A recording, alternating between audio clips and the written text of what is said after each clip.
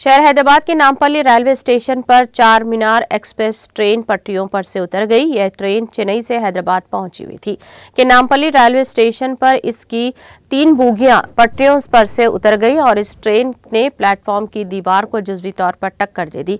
इस हादसे में दीवार के करीब मौजूद 10 मुसाफिरीन मामूली जख्मी हो गए, जिनको इलाज के लिए हॉस्पिटल मुंतकिल किया गया। हादसे जिस ट्रैक पर चारमीनार एक्सप्रेस ट्रेन का हादसा पेश आया था, वहां कई ट्रेनें चलती हैं। MMTS ट्रेनें भी इसी ट्रैक पर चलती हैं। हुक्काम इस वाक़े की जांच कर रहे हैं। फिलहाल पटरी से उतरी हुई बोगियों की मरम्मत का काम किया जा रहा है। इस वाक़े का इल्म होते ही रेलवे के आला हुक्काम वहां पहुंच गए। इस वाक़े पर रद्द-ए-अमल जाहिर करते हुए हैदराबाद के इंचार्ज वजीर पूनम प्रभाकर ने जख्मियों के बेहतर इलाज की हिदायत दी।